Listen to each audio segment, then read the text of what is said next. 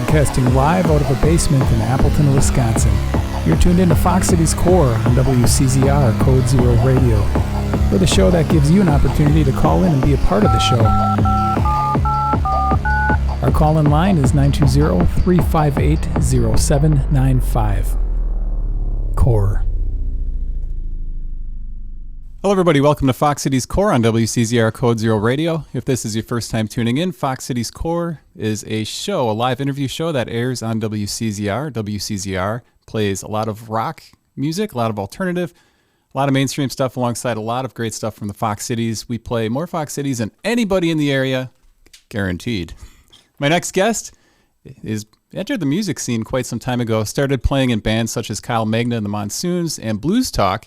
He was the first ever artist in residence at The Refuge. He released his first album of original songs under J Council in 2016, and he recently announced the creation of a project called The Tunes. Jon brought along some guests with him. I'd like to welcome Jon Wheelock, Adam Hatton, and Woodie Larsen to Fox Cities Core. How are you guys doing today? Good, doing well. How are you? Good. So we've got we've got a lot to talk about. And Jon, first of all, thank you for bringing these guys along. I've been a fan of all of your work here, so it's pretty awesome that you're starting this new project. And maybe just kind of go down the line and introduce yourselves first. Let's start down there by you and kind of work down, Jon. The other way now. Oh man. Well, my name is Jon Wheelock. I do product placements and I dabble in the bass guitar arts. I'm Adam Hatton. I still play drums. And I'm Woodie Larsen, and I still play guitar. Yeah. All right. So, so it was announced yesterday that The Tunes is playing Mile of Music, which is pretty exciting. And can you fill me in a little bit on The Tunes? What exactly is this band? How did it come about? Who's in it? What style of music? I mean, there's really no information about this band. Yeah, well, there's not supposed to be. We're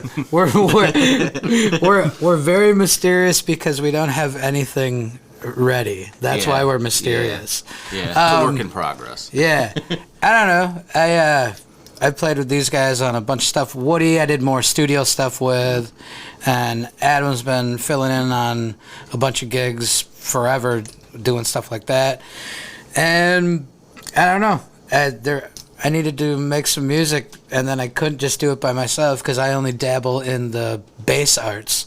So I needed other instruments. So I called, and then you know when I knew it, I needed you guys, is when we were at Deja Vu and you guys spilled those coffee beans everywhere.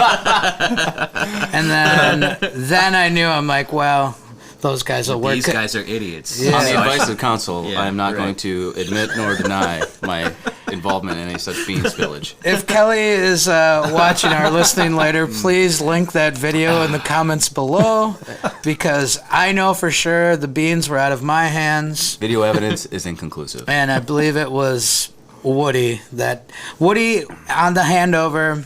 Adam dropped the beans. There was a fumble. There was a fumble in the exchange. I believe. Yeah. I think Jillian was bartending. That she wasn't happy. Sorry. There were a lot of beans everywhere. Anyways, yeah, that's why Yeah, beans. I like these guys, and they're really good at their instruments. So those are the ones I want to play with. And It's that simple. why did you feel the need to start another project? I mean, it seems like you've already got J Council, Blues Talk. You've got a lot of stuff you're working on. Yeah, I don't know. It's no more than I wanted to keep doing writing some tunes and maybe a little bit different tunes. You know what I mean? So just another outlet, as I think we all. I think all of us probably take on too much, and that's. But like I can't help but like be busy. Yeah. Mm-hmm. You know what I mean? Yeah. Otherwise I get a little weirded out if I don't have anything going on. Mm-hmm. So I needed more to do, I guess. And what style of music would you kind of classify The Tunes as? I'm handing that one over to Woodie. I don't know. You take a shot at Woody's it. our genre expert. No, I don't know about genres or anything, but yeah, it's kind of an eclectic mix. I think just the nature of the three guys that we have in the room, you know.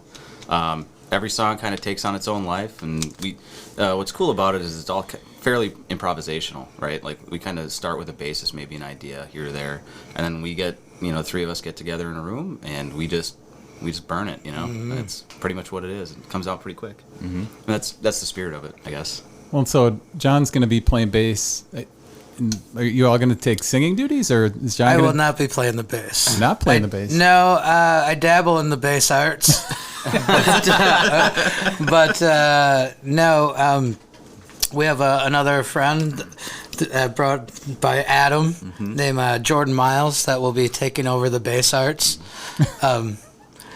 But yeah, I think. I mean, I do. I mean, I play the bass when it's us like hashing the song out, and figuring out that I will hop on the bass, of course, and but no, I will when we do live, I will not be on the bass. I'll just be singing.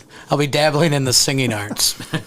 So how many tunes do you have already compiled for Adam? the tunes? Adam's This is the Adam. keeper of the He songs. logs. He's the keeper He of has the a tunes. log. We have we have like 12-ish ideas. 12 that are like done. Though. We have There's a bunch of two many finished ideas. songs. Two finished songs so far. Right. to finish recordings. Yeah. But yeah, about 12. And every time Jon and I meet, then we write like 4 songs. Even though we said to stop. Yeah, we do. We seriously, we have to keep saying like, okay, we have to stop writing songs because we'll never finish any. We never listen to each other. And then we just keep writing more songs. By the way, I got some more ideas. Me too. I was gonna Yes. say then they upload the sound checks where they're just talking into the microphone, but with their instruments to get levels, and then that winds up being a song. Right. After I get it and throw can't my stuff on it. I can't help it. Sound checks become songs. when Right. something like if I hear you play like a guitar thing, I'm like, oh, that would be cool. Yeah. Or like a drum thing, I'm like, well, that would be cool. It always starts that way. Yep. I don't know. I think that's a good thing. Yeah, it sounds like a good Maybe problem. it's bad. I don't know. Nah, it's good. It's good. The audience will decide ultimately, right? Yeah. Yeah, it's true. And Yeah, so it could be like 12 garbage songs. Yeah. That's true. But they're not. They're They're good. not- they're I not promise. garbage to They're good us. songs. I can't promise that. I like the band Garbage. They write some really good songs. Garbage rules. Good company. Yep. So it sounds like you guys are all kind of contributing to the songwriting, which is exciting. Yeah. Adam, you're kind of doing the part of recording, which sometimes people can get tangled up in something taking too long. I mean, is the plan to have this done and kind of printed before Mile of Music? Is that going to be the first big release? Is that the goal? That's going to be Is a there a tight plan? schedule. Is there a plan? No, there's. I don't think There's no plan. There is a plan. I think the only plan. I mean, I think we do want to have something for people by then. Whether or not that's the final of all finals, I doubt it. But there will be recordings for people to hear for sure by then.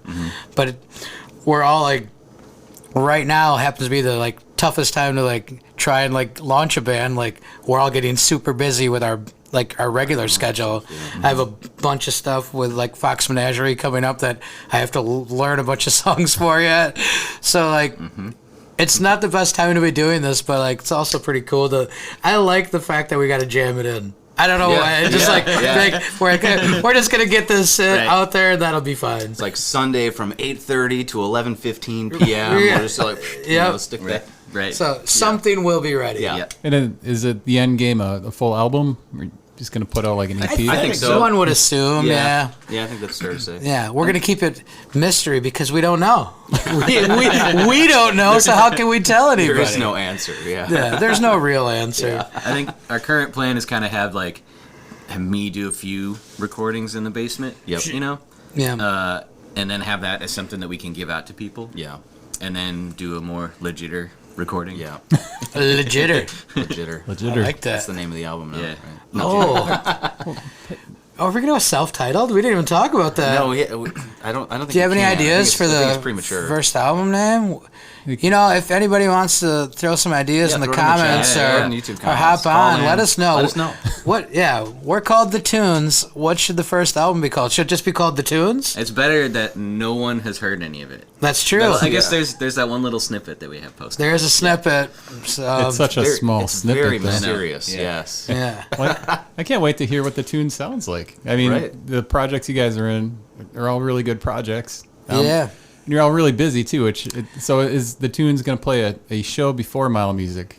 We will do something. That's still in discussion. I just don't know where. We'll shake off the the little cobwebs and yeah, because I haven't done just like the lead vocal thing in a while, you know. Yeah, so sure. I don't know. I was going to tell you guys about this later, but This is how this goes. Yeah, there is with a you. show that I'm sure we'll be announcing soon here. Can you tell us where at? No. But I promise I will. I'll reach out to you personally and send it back to you as soon as I can let you know. That's at Deja Vu, right? I don't know. I mean, I'll be at Deja Vu. We probably all three of us will be there, whether or not we're playing. We've been at Deja Vu together plenty of times. Plenty of times. Spilling the Spilled many beans. beans, yeah. Literally. Let's talk a little bit about you, John, about Sure. how you got into music. So you got your start playing with your dad. Your dad's a accomplished musician. Dad's played, but before that, Grandpa played. My grandpa's was a really good harmonica player, guitar player. And then my dad started playing guitar at like 4 or 5. He was like really young. And he was just doing like church gigs and stuff growing up. And then, I've known nothing but playing, I guess, really. I think you can find it out on the old YouTube yet. There's a video of me when I'm like 4 years old at Bob's Inn. Singing my first time. Of course at Bob's Inn. Right. Shout out to Bob's, Donnie. Hello. Yep. But yeah, there's a video floating around of that, and then I started drumming really early. So then that was, I think Dad got me a set when I was like 6 or so, something like that. And then drumming started. I joined a band with my uncle on bass and my dad. And I started drumming. I think I was 12 when we started like gigging out. It was Dad's mistake because like he gave me like money at the end of the night. I'm like, this is all I'm gonna do the rest of my life. So, thanks, Dad. And then it just kept going from there. I grabbed bass when I was truly like when I like really wanted to learn. I was probably like 13 or so, and then it was a old Maserati bass that my dad had laying around, and and then from there, just Blues Talk started. I think my junior year summer, something like that. So like spent like 20 some years now of that, and that's going good. Still good. Dad likes to play it. And always then just from there, other things came off of that, filling in gigs, recording stuff, and having fun, playing with friends, playing with Kyle. Started that when I was younger. I think Kyle was probably like a junior or senior in high school. And then did that for a while, and then played with Corey Chisel for a while because he asked me to do some bass work with that. And it's just been a bunch of little random projects here and there, and just kind of never stopped. Was it a little unnerving when in 2016 or 2015, whenever that was, when you started kind of working on the J Council project? Yeah, that really wasn't a plan. It was just that kind of naturally happened. I was out playing bass with Corey and just doing like harmony stuff, and then I would sing a song or two throughout the night, and then it started like people liked it, and then Corey's like, you should do some songs, and I said no. But then he's like, no, we should do it. So then it was right around the time that the Refuge was getting rolling too. And then he's like, just come here. He's like, we'll write some tunes together and see what happens. And that all just kind of naturally happened, and it was fun. I had a blast doing that. So yeah, before I knew it, I was writing and singing songs, but that was never the plan ever. The plan was just to like play bass the best I could and try to get in the coolest projects, and I've gotten to play with some really cool people, and I've lucked out a bunch. Got to play with Greg. That was cool. That's cool. Yeah, man. That was a really good gig for a while, but yeah, I've just been fortunate and kind of ready whatever you're supposed to get a call like that. So yeah. You went out and did Petty Fest in California, and that was, I know the Post Crescent covered that extensively. Yes, they did.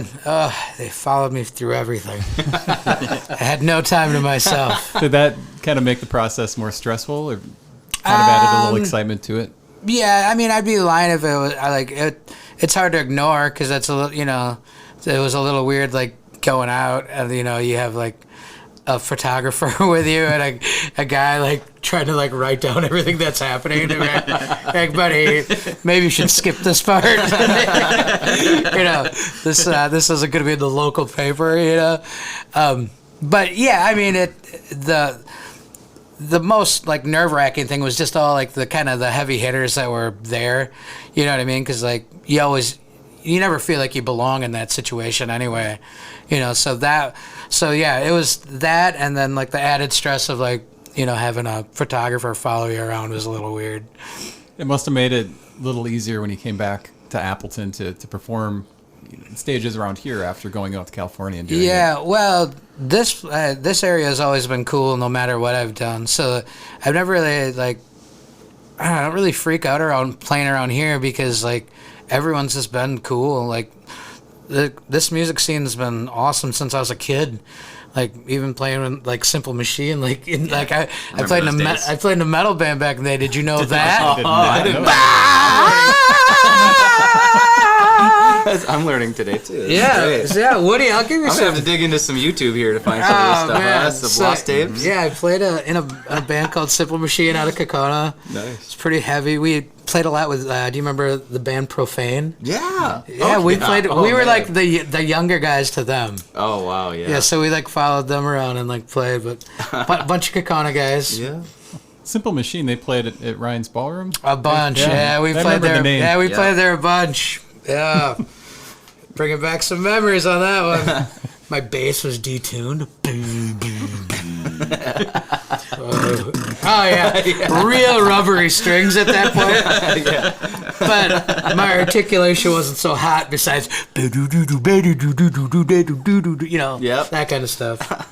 So playing all the different genres of music, Yeah. how did that help, or did it help shape your Oh, your it helps songwriting? tremendously. I don't know. I think my playing has gotten a bunch better because just like accepting all types of genres, country gigs, rock gigs, like more metal gigs, jazzier stuff. If you can dabble into that, I think it really helps because especially with songwriting, because not necessarily that we're not gonna turn out like this thrashy metal song, but a lot of things you can take timing from that, and some of the like metal music has some of the coolest like timing. You know what I mean? Like cool switches are like they're really aware of they're like extra aware of like their choruses. Do you ever notice that?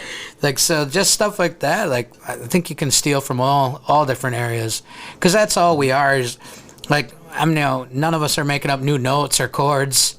It's all just taking from stuff you hear and, shaping it into whatever you kind of would think is your own, but it's all thievery in the best way. Yeah.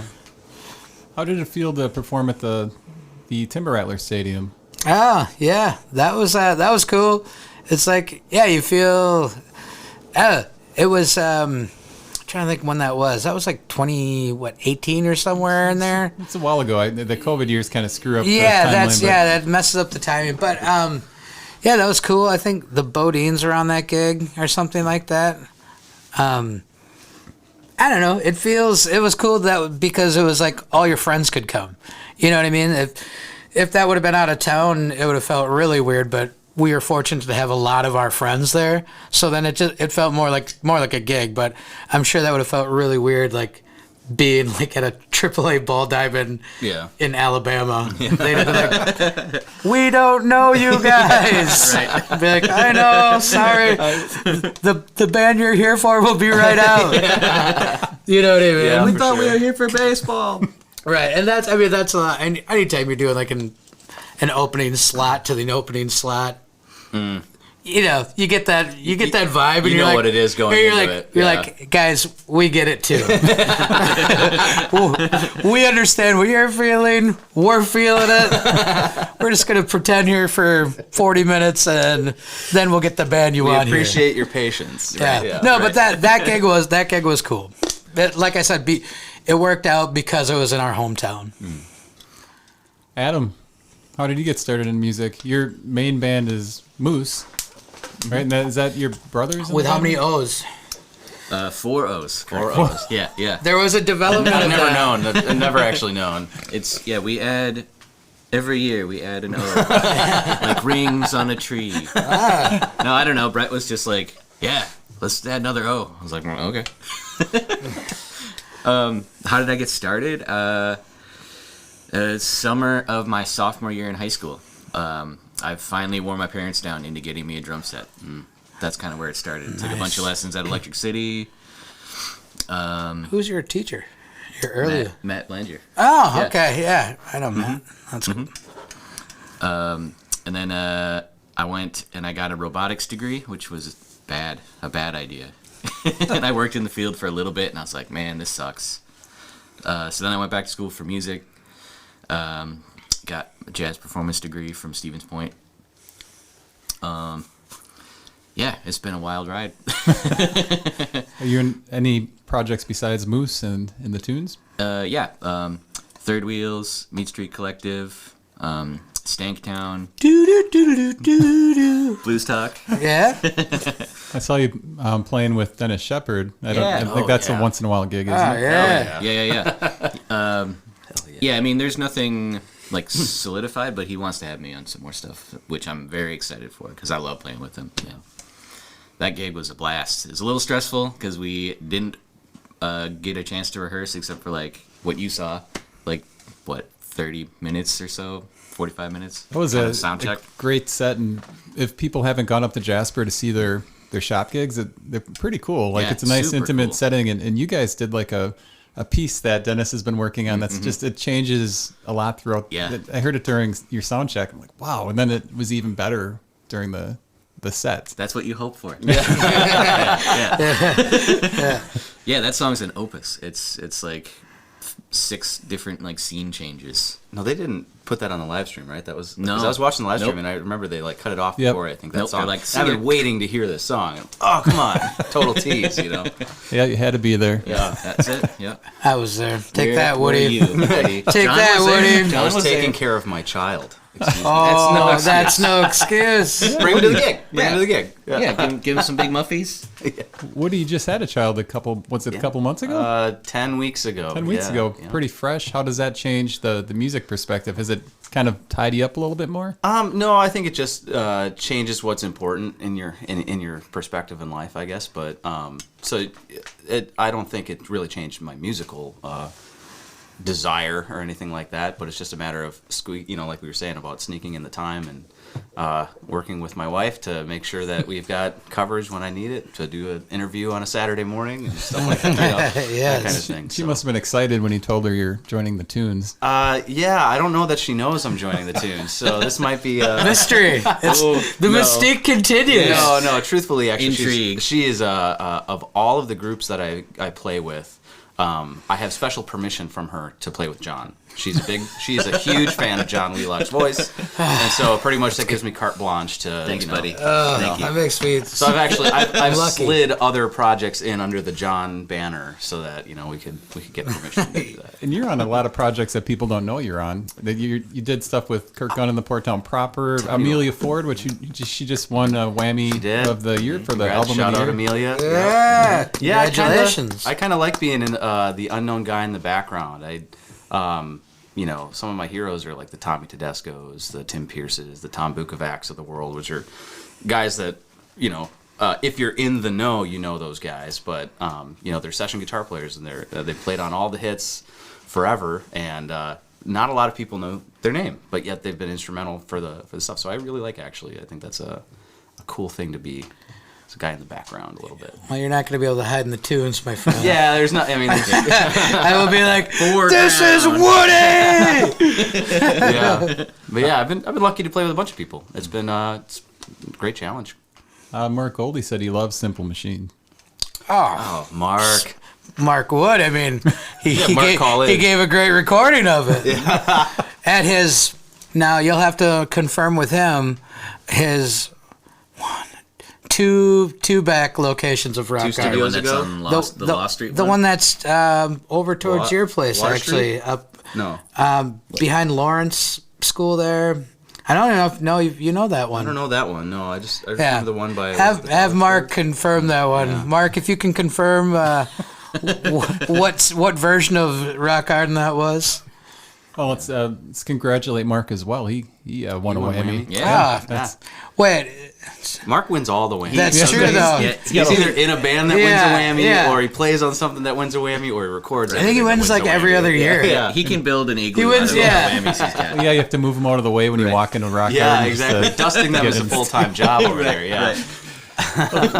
He's gonna be in the. I guarantee he'll be in the Hall of Fame. Yeah. Oh, for yeah. Sure. And if he's not, that's ridiculous. Yes. Right. Yeah. Well, Woody, when you're recording session work, do you try to make it as complicated as you can, just to give whoever has to play that after you? That's a good question. The answer is I try, but then people with better taste than I do, like Mark Goldie, curtail that technical prowess and make it more reasonable and probably suit the song much better. So yeah. Are you trained professionally in guitar? How did you get started in? No. I don't even know this story. Yeah. All right. Well, John, you're gonna learn. All right. So my dad was a musician. He was a keyboard player and played in USO band and stuff like that. And then gave it up before I was born. But my parents had a great record collection. We kind of grew up worshiping at the altar of the Beatles, Led Zeppelin, and Pink Floyd. And then when I was 13, I was watching PBS late one night, and they had a documentary about 1970s New York punk rock and the Ramones. And I was like, that's it.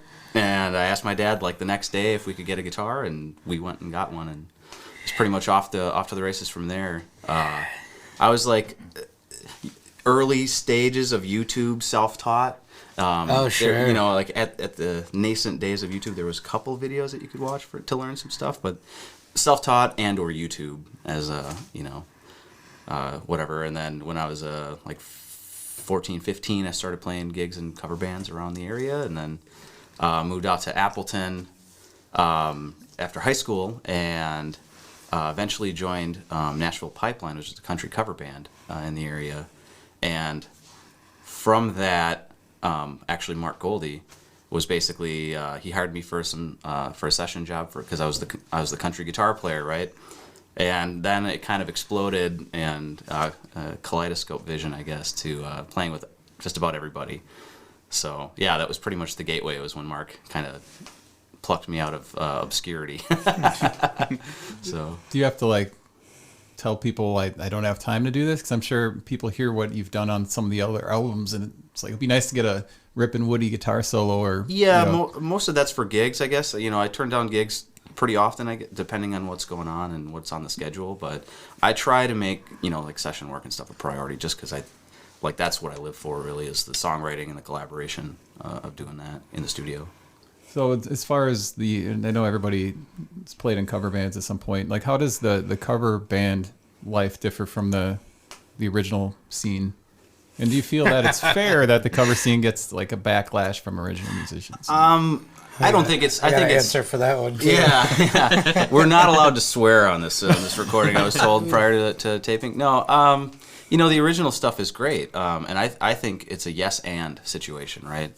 And I think people that get caught up in one or the other, I think are just they're cutting off their nose to spite their own face to a degree, right? They both serve a function for a particular audience. They're both a product that somebody will want for different reasons. And to think that one is better than the other, it's I don't know. I think it's kind of foolhardy. One you can get paid for. Yeah, well, that's the flip side, right?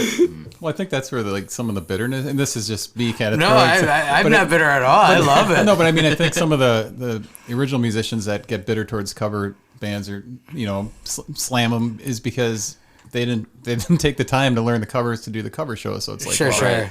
And I never really understood why people say cover bands are wrecking the scene, because like Woody said, there's kind of a need for both. So. Yeah, there's absolutely a need for both. And there's a lot of crossover between people in originals and cover bands. Absolutely, and those I think are the smart people that know how to make money and all do what three they of want us to do. both. Right. I was about to say so many bands do both. Yes. It's. I don't like that people always try to it's either an original band or it's a cover band. But how many original bands have we all been in where you do covers too? It's when you're first sometimes out of it's necessity. to fill the night. Sometimes, yeah. True. There's a band called Doozy I really like that does that. They do the covers and originals. But yeah, I'm sorry, Adam, I cut you off. Oh no, that's basically what my point was. Yeah, like so many great original bands still also do covers too, and sometimes it's to pad out the set, and sometimes it's just because you love some songs and you want to play them. You know, Yep. I think that's cool, especially if you're taking the time to like do it authentically, right? It's like out of a place of enjoyment and love for it, rather than like, oh, we need to play this song because other people than me like it. You know? Yeah. Shout out to Mark Goldie for just asking me to do some session work right now. And I just gotta check that date, Mark. I'll shoot you a message when I get done here. Yeah. That's funny. That's awesome. So, John, have you done a lot of session work as well? Yeah. That's pretty much how we got. Bunch of it. I'm on a bunch of stuff that nobody would know either. Yeah. Like I've a lot of like stuff like Woody and I'll end up on like a singer songwriter will come to Mark and be like, well, I'd like to make this like Full song. a full song. So then that's where we get the call to go and do that. So yeah, I've done a bunch of that stuff. I like it. It's like some of my favorite stuff. Yep. I feel like I've got Mark's wrecking crew here because he wants Woody to check his phone as well. Oh, right. Yeah. Sorry, Mark. I'm trying not to be rude here, you know. I'm sure you're gonna. I bet it's the same session. Yeah, probably. Okay, yeah. I love it. Sorry, Adam. That's awesome. I'll wait. Well, it's cool. Does kidding. session work like help you grow as a musician as far as writing your own stuff? Like, Absolutely. I mean, Absolutely. yeah. I think part of it too is, again, kind of touching back on the point I made earlier. It's about collaboration, and the thing about session work that's always challenging but also rewarding is you want to bring your best idea to the table, what you think is the best idea, and then you have to be immediately okay with it being rejected, and your feelings. You might have to shrink your ego a little bit, but then you realize in the end product afterward, 100 times out of 100, it's a better result. It's a better product as a result of that. So having that, that I guess, this not even the self-edit, but collaborating around the room. That's what songwriting is to me. So, you ever afraid of giving up like a riff you've been working on and it just kind of comes out during a song? And you're like, I don't want to give this up. Always. I mean, yes and no. Honestly, you just want to do the best part for the song. You just want to make, you want to serve the song as best you can. Mm-hmm. You did a solo on a Jon Tyler Starr song that I think really elevated the song to the next level. Actually, funny enough, that's a great song, by the way. John's a great songwriter. Big fan of his work in the Stars, and then he asked me to do that song. And my favorite guitar part on it is actually the stereo rhythm guitar in the chorus. The solo is great. I'm very proud of the solo, but man, I think that just a little arpeggio I did in the choruses. So you can pan left and right and hear it. It's 2 amp. It's a ES335 in stereo, doing a dotted eighth delay. It's just glorious. But anyways, yeah. Music nerd. When you've played on session work, do you normally get the album and see if they credited you? And if you're not credited, is it a big deal? Usually, I haven't really had an issue. The only issue I've ever had with getting credit is just whether they spell my last name with an E or an O. Yeah. Usually, or whether Woody's with an IE or a Y. Yeah, I get JOH on a lot. Sure. Yeah. And then they skip the H in Wheelock, so it's always WEE. Oh, okay. Which is cool. Totally cool. And also plenty of times I'm not credited. Yeah. But I get paid for the job. My job's It's work for I get hire. paid, I do my job, so I don't care after that point. It's not like, I'm not taking any of the writing credit, so it's not like I'm missing out any after I did Residuals my or anything, so it's cool. I've done my job at that point. Yeah. For real. And I think realistically, the jobs that you get from session work are all word of mouth. It's not someone necessarily reading the liner notes of a CD that came out locally and so, who played the bass on it. It's more like the guy told you, dude, this Jon Wheelock guy is amazing. Go hire him. So yeah, that's how I've gotten all of them. I've never advertised myself out as a session musician at all, but through Mark had me on some things, and then other people say, well, who did yours? Right. Who did yours? And then so that I just get a call back because of the things I've done. So that's the easiest way to get a gig, I think. Just be good at your job. It's always who you know, not what you know. It is. Right? It's true. You guys have to tell me how you got involved with the Fox Menagerie stuff with Sly Joe, because that the song you guys did was, you did two songs. One was a cover of All Apologies from Nirvana, and then you did an original song, which is really catchy. Oh, thanks. Kind of a precursor to this group in a lot of respects. Yeah. Right? So the tunes wasn't, you guys weren't talking about doing a band before that Well, project. I mean, I've been talking. He's been trying to get me trying to get Johnny forever. for years. Yeah. It's like, let's do a trio, bro. You know, and he's been trying to trio bro me forever. I think you contacted me, right? Yeah, you reached out to me for the Fox Menagerie session. Oh, but I think I it think was maybe I because did. because you wanted me to. I think. Something to Yeah, that I effect, said, yeah. I said, That's my memory of it. I'm like, Adam, I gotta do this thing. Get Woody. And then I feel like that's the same thing, like with the tunes of like, Adam, I want to do this thing. Get Woody. And then for the bass player and keys player too, I'm like, Adam, Get somebody. get Jordan. get these two. Get Jordan. I really like that kid. Yeah. And then I'm like, get bad. Like it was all that. I'm like, so Adam's the hub. Adam's the conduit. I almost feel like the reason you reached out to Adam instead of directly reaching out to me was because then you would make me right for asking you, for the trio for so many years. You didn't want to give me that satisfaction. That's true. So I had to be a work for hire agreement from Adam Hatton. Yeah. Yeah. I was. I knew Woody's secret early though. After we did some like session work, he gave me his phone number, and it was 715. I'm like, oh, I know you're not from around here. I know because all my family's from like the Shawano, like Gresham area. So I'm like, I know where you're from, Woody. Those are central. That's right. You kept it 715. I did. Yeah, just pure laziness, really, more than anything. Back to the Fox Menagerie. Sorry about that. Sorry about area codes and the politics thereof. No, that was the whole Fox Menagerie thing. You should get those guys too, by the way. Yeah, for sure. I can help you out with that. But that's Joe and Dave. That was their little brainchild, and they wanted to do something kind of like they were looking at like this, what the Scary Pockets were doing, and they're like, there's so many good musicians in this area. By the way, which there are. Oh yeah. It's stupid. We have ridiculous amounts of talent in this area. I mean, and there always has been since like my dad's era. Like there's just always been really good things going on. And so they asked me, Joe asked me to do one, and then he's like, well, what do you want to do? I'm like, well, let's do a 90s tune. And then I'm like let's do a Nirvana song. Yeah. So then we did that, but like they always kind of like rework it a little bit. So then I just sat with Joe and came up with that vibe, and then Around was a song that I had already like in my voice memo going a little bit, and then I'm like, well, I got this, and then we finished that, and like at his studio over at the School of Rock there downstairs, we were just messing around in the studio there, and kind of worked that out a little bit, and then I said, get Adam.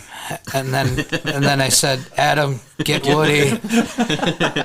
And then that was a product. You can find that. Yeah, check those guys out. That was so fun. Mm-hmm. Yeah, I'll link it in the comments. Yeah, The harmonies are so good in that song.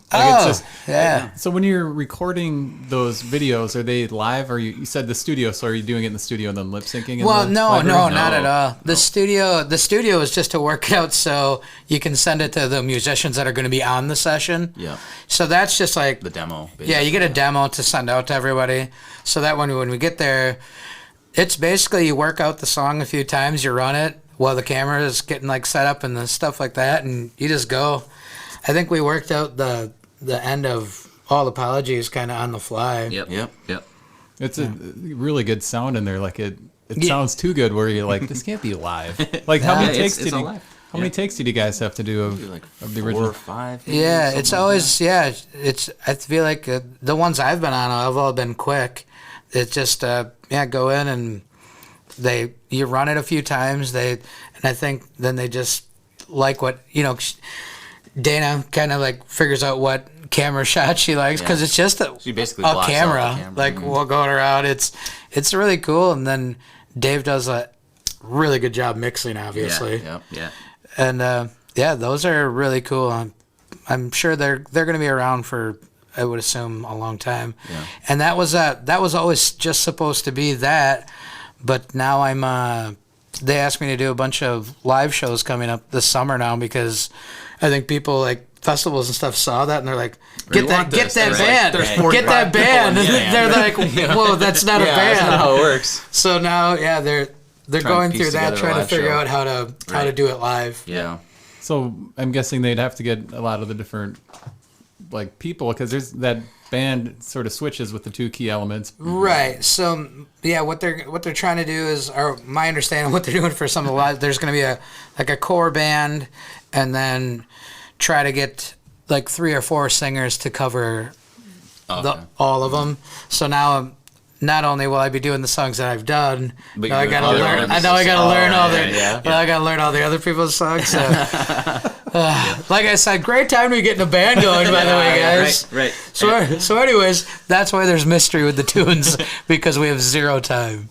And I feel like I'm playing drums on two of those guys. Yeah. Oh yeah. Do you know why they chose black and white for All Apologies? That was John, a creative decision by John. Yep. Yeah. True That's story. me. It's literally like I wanted it in black and white. Yeah, Except for these 2 little pops. So. Yeah, I just like the. It's just like that's '90s stuff. You know what I mean? It's classic. Yeah, that's I mean, you put it in black and white. That's new. The only thing we need is like for it to like the video to go in reverse a couple times. Oh, that's true. Slow motion reverse. We record it fast and then slow it down so we all have that kind of ethereal look to it. Yeah. Yep. Next time, guys. So that's our video. For the tunes, tunes, look for that for the tunes, black and white, reverse. No one steal that. That's trademarked by us. So what, like, if you guys had a name, each of you name like 1 or 2 bands that you would consider your kind of pinnacle influences. 1 or 2? 1 or 2 only. Here So for it 1 or makes 2 it- hours. Yeah. What do you start? I gotta focus What do you mean here. I'm starting? Like only get 2. Okay. All right, let me focus. Well, I mean, if I only get 2, you got to start with the Beatles, right? I mean, the Beatles just like harmonically, That's fair, yeah. structurally, just the songwriting, the craft. Well, let's make it interesting. Let's just say the Beatles are on Beatles all are- your 3 lists. So 2 man. others besides the Beatles. All right, yeah. Oh man, I don't know. I know. For some reason, what's coming to mind is a band called Toy Matinee. It's a very obscure thing from the 90s. Kevin Gilbert was part of it. Tim Pierce is part of that as well. Shout out to a bunch of people I don't know. Yeah. Sorry, this just was springing to mind. I'm not necessarily. This Of course you would go with that. Right. It's just what comes to mind. Anyways, and then I don't know. Like the other one that comes to mind is Big Wreck. Ooh. You know, Oh, Great choice. classic Great from choice. the 90s. Wow. But then like even the kind of the reinvention they've done since then and coming back in like 2012, I think they put out an album and they've done a couple since. And I just think just monster guitar playing, monster singing, monster songwriting. Really, really great stuff. That was a surprise. I was not expecting Big Wreck. Big Wreck to make a mention. Well, yeah, again. Yeah, man. If you ask me the same question tomorrow, it's going to be 2 other obscure bands that no one's heard of. So it's just how it goes. Adam? It'd be you, me, and Tom Thiel hanging out. Yeah. Which would be great, by the way. Right. Tom, shout Right, out. right. Yeah. Yeah, maybe Tom. I've heard Big Wreck lately. He's a- and maybe he's it a was big Tom fan. that mentioned Big Wreck. Yeah. when Yeah. Fox was There's here. definitely a lot of Big Reckian harmonic stuff in Tom's writing too, which I definitely hear for sure. and I really love. By the way, Yeah, we've definitely nerded up about yeah, Big Wreck together yes, for sure. a couple times. That's funny. Okay, for me, I gotta go with Zeppelin. I and then knew it. Well, okay. Probably. I mean, I have a tattoo. No, Dude, it's I'm just saying. I know. thought the '60s stuff was off the table, but no. What, 69? Fair enough. Whatever. Then the other one I'm gonna go with is the Meters. I think. Ooh. Yeah. Ooh. That's a pull. Another one. Good call. Well, Zeppelin, I guess a drummer, big Bonham fan. Yeah. Thinking? I mean, like I have the kit and everything. Yeah. I He's the bomb. almost never play it out anymore because it's a very particular sound that Yeah. Yeah, you it know, is. like unless you want that thing, like, hey, I want this huge mid-rangey bass drum. Sound guys Which, love that. You know, Yeah. nobody else wants. Yeah. Yeah. But What, I like what it. kit are you going to use for the tunes? I don't know. Probably the hip kit. Ooh. There you Thinking. go. All right. Nice. That's Sweet. cool. Oh, wait, my Maybe some turn. of the 18. I don't know. Wait, hold on. Bill Withers. Yeah. That's like his live at the Carnegie Hall. That's like my cry album. Yeah, it's just so good. So good, dude. Yeah, like, yeah, you listen to that, you're like, I'm gonna go to sleep for a while. Like, I can't think anymore. Like, I gotta be done. And then, like, I'm just gonna, in general, go with like 90s rock stuff, like, cause so. That's a cop out. You got no, name them. They're all killer, man. Like Tall Bachman. I'm a huge like Cornell fan. Like, who can't be? Like, anything he ever did. Yes. Like the dude. Like I always say, like he sounds like an eagle. Like if an eagle sang, right? If an eagle sang, that's what you get. Like I pictured him like with wings, like that dude. Right. So yeah, like. And then you can branch off of him, like, and all the '90s stuff is killer, all of it. Agreed. Like, there's so much cool stuff from the rock to the pop, to the hip hop, like, there's something really cool going on. Even just how records sounded back then. Yeah. Like just the kind of the early digital, but really mostly still analog, and just the way the production levels were still kind of. Getting more and more intense, but still had that really good sound. Nirvana, and then like Rage punched me in the face. When I was a kid, I was like, I never heard anything, like that at the time. And then they spawned a bunch of horrible bands who shall remain nameless. Limp Bizkit. Sorry if anybody's a fan. Fred. I just, I get it, but I don't get it. Yeah. I'll just say that. Mm-hmm. But there was a lot of those that came out of that. With different genres kind of reemerging after like a generation, do you think the new metal early 2000s is going to come back? So grunge kind of came back a bit, and then I don't know. That's an interesting. I don't think you can predict it. Yeah, Yeah, who knows? is Simple Machine going to get back together? And I hope so. A reunion. I hope so. Tour. You know what?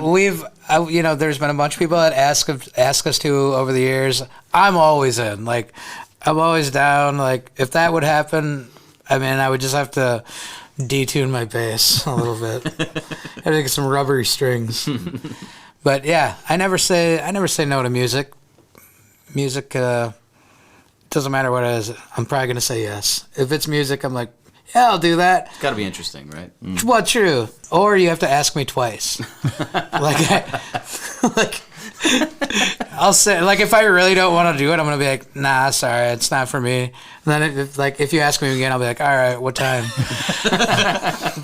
But that's just told everybody your secret. Yeah, sorry. So nobody, camera 1, camera 2, camera 3. I can tell you it doesn't work. I've been asking for the trio thing for so many years. That's true. It took at least like 100,000 And I think he actually likes me, so like Right. if I can't get in, like I don't know, you guys are no chance.